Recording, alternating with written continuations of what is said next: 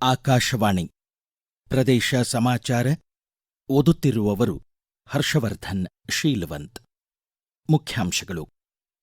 ಕೊಪ್ಪಳ ಜಿಲ್ಲೆ ಹಟ್ಟಿ ಗ್ರಾಮ ಮದ್ಯಮುಕ್ತ, ಮಹಿಳೆಯರ ಮನೋಬಲಕ್ಕೆ ಸಂಯಮ ಪ್ರಶಸ್ತಿಯ ಗೌರವ. ಕ್ವಿಟ್ ಇಂಡಿಯಾ ಚಳವಳಿ, ಬ್ರಿಟಿಷ್ ಗೋಲಿಬಾರಿಗೆ ಹುತಾತ್ಮರಾದ ದಾವಣಗೆರೆಯ 6 ದೇಶಭಕ್ತರಿಗೆ ಗೌರವಾರ್ಪಣೆ. 80ನೇ ಸ್ವಾತಂತ್ರ್ಯೋತ್ಸವ ಸಂಭ್ರಮ.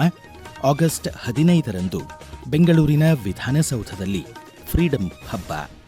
ಧಾರವಾಡದ ಆರ್.ಎನ್. ಶೆಟ್ಟಿ ಒಳಾಂಗಣ ಕ್ರೀಡಾಂಗಣದಲ್ಲಿ ಇಂದಿನಿಂದ ರಾಜ್ಯ ಬ್ಯಾಡ್ಮಿಂಟನ್ ಚಾಂಪಿಯನ್ಶಿಪ್ ಪಂದ್ಯಾವಳಿ. ಈಗ ವಾರ್ತೆಗಳ ವಿವರ. ನಶೆ ಮುಕ್ತ ಕರ್ನಾಟಕ ಹಾಗೂ ಭಾರತ ಅಭಿಯಾನದಡಿ ಆಪರೇಷನ್ ರೈಸ್ ಹಾಗೂ ಬೇಡ ಬ್ರೋ ಆಂದೋಲನ ಜನಸಹಭಾಗಿತ್ವದಲ್ಲಿ ರಾಜ್ಯಾದ್ಯಂತ ಪರಿಣಾಮಕಾರಿಯಾಗಿ ಮುಂದುವರೆದಿದೆ. ಕೊಪ್ಪಳ ಜಿಲ್ಲೆ ಹಾಗೂ ತಾಲೂಕಿನ ಲೇಬಗೇರಿ ಸಮೀಪದ ಹಟ್ಟಿ ಗ್ರಾಮದ ಮಹಿಳೆಯರ ಹೋರಾಟದ ಫಲವಾಗಿ ಹಟ್ಟಿ ಗ್ರಾಮ ಈಗ ಮದ್ಯಮುಕ್ತವಾಗಿದೆ. ರಾಜ್ಯ ಮದ್ಯಪಾನ ಸಂಯಮ ಮಂಡಳಿಯ ರಾಜ್ಯಮಟ್ಟದ ಸಂಯಮ ಪ್ರಶಸ್ತಿಯ ಗೌರವಕ್ಕೆ ಪಾತ್ರವಾಗಿದೆ. ಹಟ್ಟಿ ಗ್ರಾಮದ ಮಹಿಳೆಯರ ಮನೋಬಲಕ್ಕೆ ರಾಜ್ಯಮಟ್ಟದ ಮನ್ನಣೆ ದೊರೆತಿದೆ. ಈ ಕುರಿತು ಒಂದು ವರದಿ.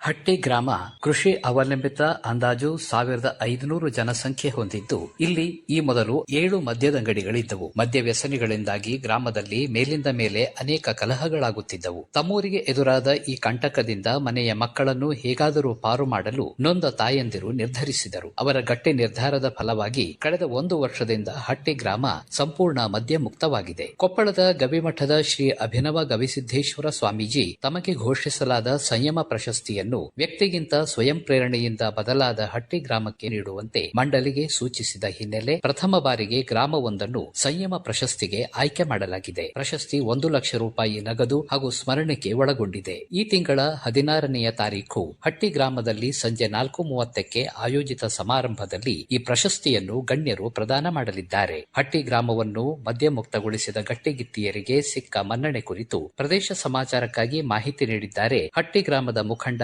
ರಾಮಣ್ಣ ಚೌಡಕಿ. ಈಗಾಗಲೇ ನಮ್ಮ ಹಟ್ಟಿ ಗ್ರಾಮದಲ್ಲಿ ಸರಾಯ ಬಂದ್ ಮಾಡಿ ಹಟ್ಟಿ ಗ್ರಾಮ ಮದ್ಯಪಾನ ಮುಕ್ತ ಗ್ರಾಮವನ್ನು ಮಾಡ್ಬೇಕಂತೇಳಿ ಎಲ್ಲ ನಮ್ಮ ಊರಿನ ಹಿರಿಯರ ಜೊತೆಗೆ ಎಲ್ಲರೂ ಕೂಡಿ ಒಂದಾಗಿ ಮಾರ್ತಕ್ಕಂತ ಎಲ್ಲಾ ಸರಾಯದ ಅಂಗಡಿಗಳನ್ನು ಬಂದ್ ಮಾಡಿಸಿದ್ದೆ. ಊರಿನಲ್ಲಿ 1-2-3 ಹೆಣ್ಮಕ್ಳು ಬಂದು ಇಲ್ಲ ನಮ್ಗೆ ಬಹಳ ತೊಂದರೆ ಆಗುತ್ತಾ, ನಮಗೊಂದು ಬಂದ್ ಮಾಡಿಸ್ಲಿಲ್ಲ ಅಂದ್ರೆ ನಮ್ದು ಜೀವನ ಬಹಳ ಕಠಿಣ ಐತೆ ಅಂತ ಹೇಳಿ ಕೇಳಿದಾಗ ದೈದವ್ರು ಎಲ್ಲರೂ ಕೂಡಿ ಸರಾಯ ಮಾರ್ತಕ್ಕಂಥವ್ರನ್ನ ಎಲ್ಲರೂ ಕೂಡ ಕರೆಸಿ ಯಾವುದೇ ಕಾರಣಕ್ಕೂ ಮಾರಬೇಡ್ರಿ ಅಂತ ಕೇಳ್ಕೊಂಡಾಗ ಅವರು ಕೂಡ ನಮ್ಗ ಸ್ಪಂದಿಸಿ ಬಂದ್ ಮಾಡಿ ಇವತ್ತಿನವರೆಗೆ ಒಂದು ಬಾಟ್ಲಿ ಕೂಡ ನಮ್ಮೂರಲ್ಲಿ ಮಾರ್ತಾ ಇಲ್ಲ. ಇವತ್ತು ಹಟ್ಟಿ ಗ್ರಾಮದಲ್ಲಿ ಯಾವುದೇ ಕಾರಣಕ್ಕೂ ಕೂಡ ಸರಾಯ ಮಾರ್ತಕ್ಕಂತ ವ್ಯಕ್ತಿಗಳು ಯಾರು ಇಲ್ಲ. ಬಂದಾಗಿದ್ದು ನಮ್ಮ ಗವಿಮಠದ ಅಜ್ಜರಿಗೆ ಕೂಡ ನಾವು ಹೇಳಿದ್ವಿ, ಈ ಮಂಡಳಿಯರ ಗವಿಮಠದ ಅಜ್ಜರಿಗೆ ಕೊಡಕ್ ಹೋಯ್ದ್ರಂತ.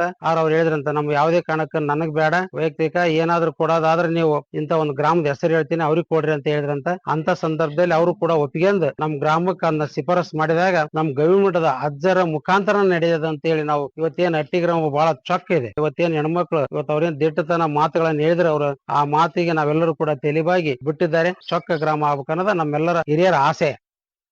ಆಗಸ್ಟ್ 15 80ನೇ ಸ್ವಾತಂತ್ರ್ಯೋತ್ಸವ ಸಂಭ್ರಮದ ನಿಮಿತ್ತ ಫ್ರೀಡಂ ಫೆಸ್ಟಿವಲ್ ಆಯೋಜಿತವಾಗಿದೆ. ಮಕ್ಕಳು ಹಾಗೂ ಪಾಲಕರಿಗೆ ವಿಶೇಷ ಮಾರ್ಗದರ್ಶಿತ ವಿಧಾನಸೌಧ ಪ್ರವಾಸವನ್ನು ಆಯೋಜಿಸಲಾಗಿದೆ. ಫ್ರೀಡಂ ಹಬ್ಬದಲ್ಲಿ ಮಕ್ಕಳಿಗಾಗಿ ಮಕ್ಕಳ ಮೇಳ, ಸಂವಾದಾತ್ಮಕ ಆಟಗಳು, ಕಥೆ ಹೇಳುವ ಕಾರ್ಯಕ್ರಮ, ಕಲೆ ಕರಕುಶಲ ಚಟುವಟಿಕೆ, ಸೃಜನಾತ್ಮಕ ಕಾರ್ಯಾಗಾರ, ರಸಪ್ರಶ್ನೆ ಸೇರಿದಂತೆ ಸ್ವಾತಂತ್ರ್ಯ ಗ್ರಾಮದಲ್ಲಿ ಕಲಾವಿದರು ಸ್ವಾತಂತ್ರ್ಯ ಹೋರಾಟಗಾರರ ಬದುಕು ಮತ್ತು ಹೋರಾಟವನ್ನು ಮಕ್ಕಳಿಗೆ ಪರಿಚಯಿಸಲಿದ್ದಾರೆ. ವಿಧಾನಸೌಧ ವೀಕ್ಷಣೆಯ ಜೊತೆಗೆ ಸ್ವಾತಂತ್ರ್ಯ ಹೋರಾಟದ ವಸ್ತು ಸಂಗ್ರಹಾಲಯ, ಕರ್ನಾಟಕ ಸ್ವಾತಂತ್ರ್ಯ ಪಥ, ಸಂವಿಧಾನ ಚೌಕ ಹಾಗೂ ವಿವಿಧ ಸಾಂಸ್ಕೃತಿಕ ಕಾರ್ಯಕ್ರಮಗಳನ್ನು ಮಕ್ಕಳು ಮತ್ತು ಪಾಲಕರು ವೀಕ್ಷಿಸಬಹುದಾಗಿದೆ. ಬೆಂಗಳೂರು ಅಭಿವೃದ್ಧಿ ಖಾತೆ ಸಚಿವ ಕೃಷ್ಣ ಬೈರೇಗೌಡ ಮಾಹಿತಿ ನೀಡಿ, ನಮ್ಮ ಊರು ನಿಮ್ಮ ಊರು ಎಲ್ಲರ ಬೆಂಗಳೂರು ಎಂಬ ಆಶಯದೊಂದಿಗೆ ಫ್ರೀಡಂ ಹಬ್ಬ ನಡೆಯಲಿದೆ ಎಂದರು. ವಿಧಾನಸೌಧ ಪ್ರವೇಶಕ್ಕಾಗಿ ನೋಂದಣಿ ಕಡ್ಡಾಯವಾಗಿದ್ದು, ಕಾರ್ಯಕ್ರಮದ ಪೋಸ್ಟರ್ನಲ್ಲಿರುವ QR ಕೋಡ್ ಮೂಲಕ ಮಕ್ಕಳು ಹಾಗೂ ಕುಟುಂಬಗಳು ನೋಂದಣಿ ಮಾಡಿಕೊಳ್ಳಲು ಅವರು ಕೋರಿದರು. ಈಗ ಪ್ರಕಟಣೆ, ನಂತರ ಪ್ರದೇಶ ಸಮಾಚಾರ ಮುಂದುವರಿಯುವುದು. ನಮ್ಮ ಎಲ್ಲಾ ರಾಷ್ಟ್ರೀಯ ವಾರ್ತೆಗಳು ಹಾಗೂ ಪ್ರದೇಶ ಸಮಾಚಾರ ಈಗ ಆಕಾಶವಾಣಿ ನ್ಯೂಸ್ ಕನ್ನಡ ಯೂಟ್ಯೂಬ್ ಚಾನೆಲ್ನಲ್ಲಿ ಲಭ್ಯ.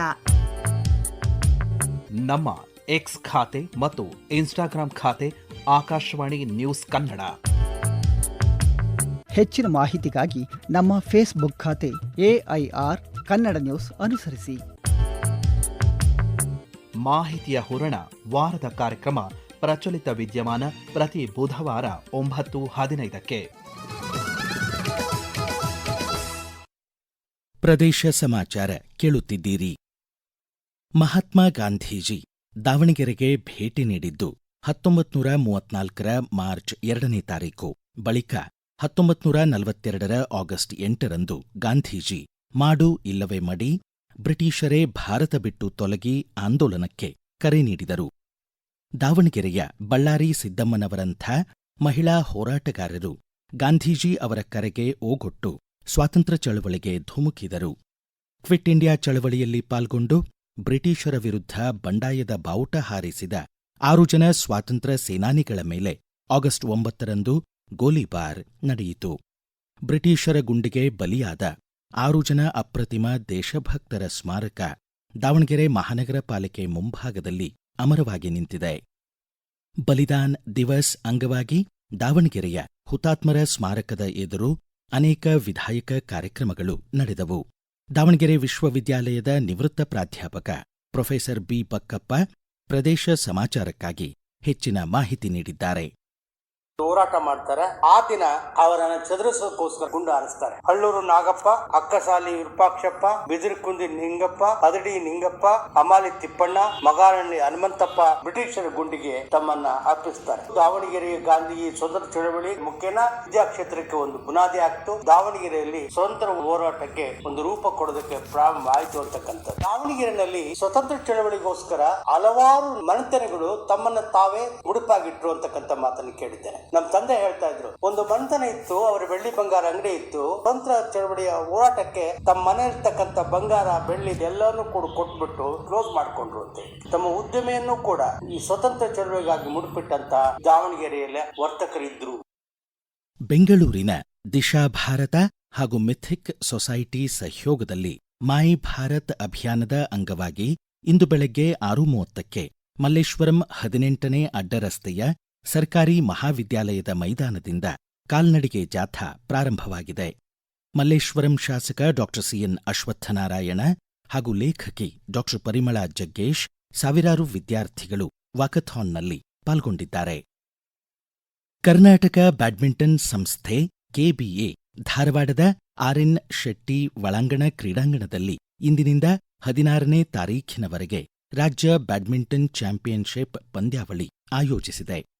ಟೂರ್ನಿಯಲ್ಲಿ 19 ವರ್ಷದೊಳಗಿನವರು ಮತ್ತು ಹಿರಿಯರ ವಿಭಾಗದಲ್ಲಿ ಈ ಪಂದ್ಯಗಳು ನಡೆಯಲಿವೆ. 621 ಆಟಗಾರರು ಕಣದಲ್ಲಿದ್ದಾರೆ. ಗದಗ್ ತಾಲೂಕು ಮುಳುಗುಂದದಲ್ಲಿ ಭಾನುವಾರ ಮುಕ್ತಾಯಗೊಂಡ 21ನೇ ರಾಜ್ಯ ಮೌಂಟೇನ್ ಬೈಕ್ ಸೈಕ್ಲಿಂಗ್ ಚಾಂಪಿಯನ್ಶಿಪ್ನಲ್ಲಿ 66 ಅಂಕಗಳೊಂದಿಗೆ ಬೆಂಗಳೂರು ಜಿಲ್ಲಾ ಸೈಕ್ಲಿಸ್ಟ್ ತಂಡ ಸಮಗ್ರ ಪ್ರಶಸ್ತಿ ಜಯಿಸಿತು.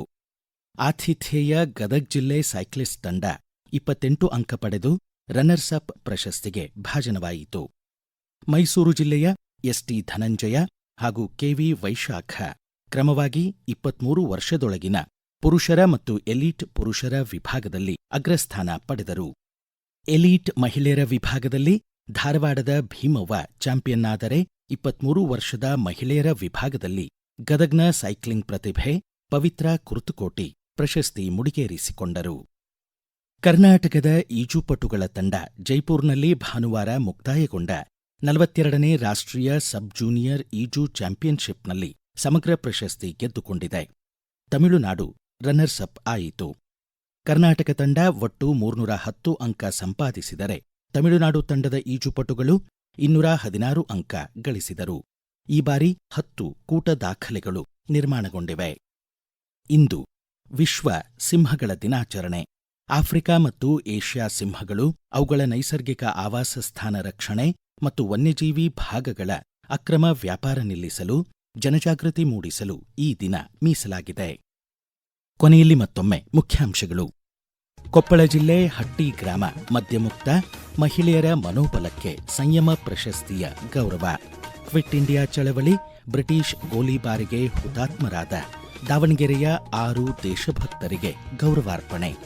80ನೇ ಸ್ವಾತಂತ್ರ್ಯೋತ್ಸವ ಸಂಭ್ರಮ ಆಗಸ್ಟ್ 15ರಂದು ಬೆಂಗಳೂರಿನ ವಿಧಾನಸೌಧದಲ್ಲಿ ಫ್ರೀಡಂ ಹಬ್ಬ. ಧಾರವಾಡದ ಆರ್ಎನ್ ಶೆಟ್ಟಿ ಒಳಾಂಗಣ ಕ್ರೀಡಾಂಗಣದಲ್ಲಿ ಇಂದಿನಿಂದ ರಾಜ್ಯ ಬ್ಯಾಡ್ಮಿಂಟನ್ ಚಾಂಪಿಯನ್ಶಿಪ್ ಪಂದ್ಯಾವಳಿ. ಇಲ್ಲಿಗೆ ಪ್ರದೇಶ ಸಮಾಚಾರ ಮುಕ್ತಾಯವಾಯಿತು. ನಮ್ಮ ಮುಂದಿನ ರಾಷ್ಟ್ರೀಯ ವಾರ್ತಾ ಪ್ರಸಾರ ಈ ಬೆಳಗ್ಗೆ 7:35 ನಿಮಿಷಕ್ಕೆ.